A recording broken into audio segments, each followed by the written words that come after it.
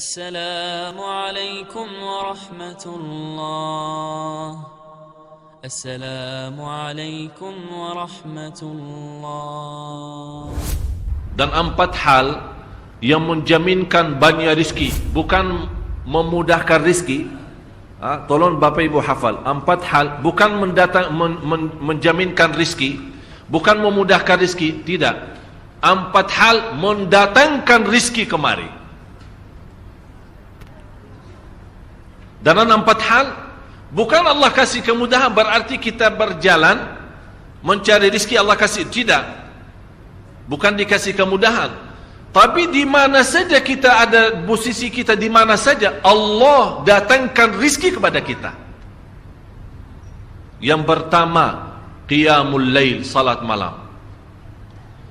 Yang kedua, berbanyak istighfar waktu sahur. Kalau anda tidak salat malam, jangan tinggalkan istighfar waktu sahur. Waktu sahur kapan?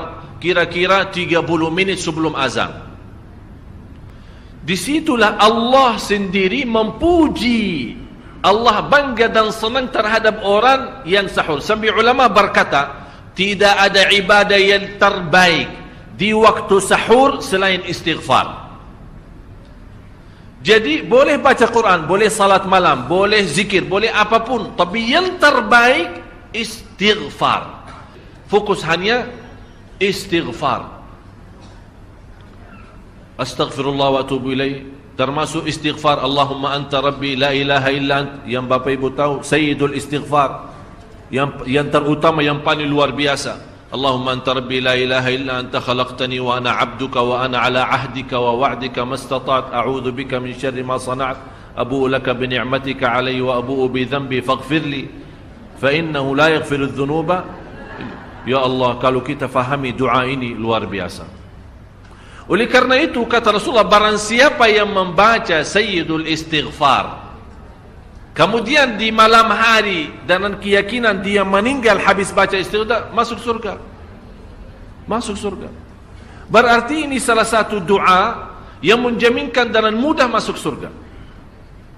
Jadi 4 hal yang mendatangkan rizki, bukan kita mencarinya, dia yang datang kemari. Apalagi saat mencari lebih mudah.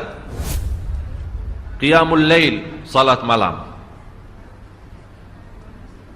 Tapi dalam bahasa, mohon maaf Bapak Ibu, dalam bahasa Arab disebut qiyamul lail, bukan salat. Tapi kalau diterjemahkan dalam bahasa kita salat. Tapi kenapa di situ qiyamul lail diberikan qiyamul lail, qiyam artinya berdiri, berarti lama. Saking lama berdiri dikaitkan jadi qiyamul lail. Qumil layla ya ayyuhal muzammil. Apa terus? Qumil layl, berdirilah saat malam. Berdirilah, bukan salatlah malam, tidak. Berdirilah malam hari. Itu dahsyatnya di situ berdiri. Qiyamul layl. Yang kedua, berbanyak istighfar. Yang ketiga, berbanyak sedekah. Sebenarnya bukan istilah berbanyak sedekah. Kadang-kadang orang bersedekah 100 juta, udah saya sudah bersedekah 100 juta. Bukan itu. Bukan yang dimaksud berbanyak sedekah itu dari sisi uang itu banyak atau sedikit, bukan. Yang dimaksud rahasia sedekah, ta'ahudus sedekah, istiqamah bersedekah. Istiqamah. Itu tidak menjadi masalah besar maupun kecil. Itu tidak menjadi masalah. Karena bagi Allah tidak ada artinya besar maupun kecil. Kita tidak memberikan kepada Allah, karena Allah Maha Kaya.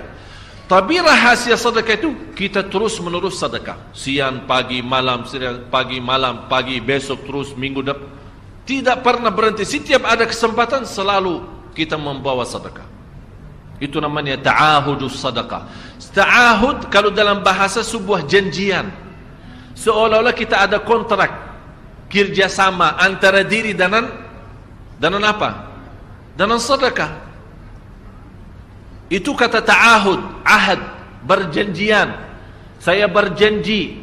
Seolah-olah ada berjanjian antara kita dalam sedekah. Jadi tidak boleh terlepas dari berjanjian, seolah-olah kita menghormati berjanjian. Bagaimana menghormati? Kita terus kerjasama. Kita beri, Allah ganti berkah sedekah. Kita beri lagi, Allah ganti masih terus. Kita beri, masih Allah terus ganti. Itulah dahsyatnya sedekah. Jadi Bapak Ibu, jangan nunggu hari tertentu, bulan tertentu, malam tertentu kita bersedekah. Jangan. Setiap kita merasa ada berita baik, ada berita maupun ada berita buruk yang menyakiti perasaan kita, di rumah tangga kita, anak kita, suami kita, istri kita, apapun, langsung segera sedekah. Disitulah rahasianya. Ikatkan seolah-olah kita sudah membuat perjanjian antara diri dan sedekah. Dalam segala hal, hal senang maupun hal tidak, hal bahagia maupun hal sedih, hal bangga maupun hal lagi menghadapi kesusahan, kesulitan, selalu sehat dan sakit. Terus yang keempat, zikir, berzikir pagi hari dan sore hari. Berzikir pagi hari dan sore hari. Ini 4 hal Bapak Ibu. Berdiri malam hari, itu yang namanya tahajud, banjanya atau lamanya berdiri. Berbanyak istighfar waktu sahur. Yang ketiga, berbanyak sedekah. Sudah Bapak Ibu mengerti? Jadi istilah berbanyak sedekah bukan artinya harus banyak dari jumlah hitungannya, tidak. Yang keempat adalah berzikir di pagi hari maupun petang hari.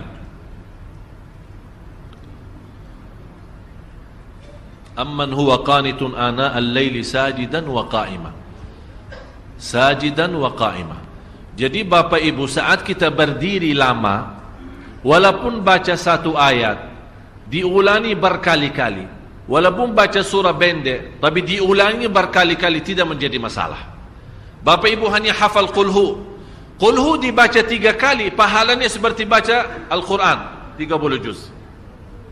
Ada seorang salih mengajak kawannya, sudah mendekati subuh, ayo bangun salat malam dan baca sepertiga Al-Quran. Langsung orang itu menjawab, bagaimana saya baca, sebentar lagi muazan.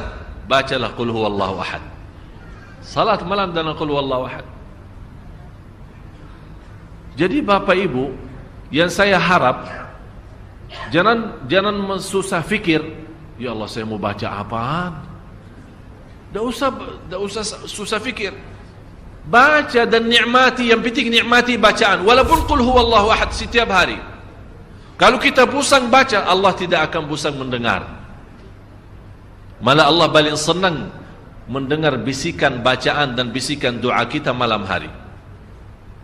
Allah paling senang mendengar bisikan doa munajat kita malam hari. Itu luar biasa.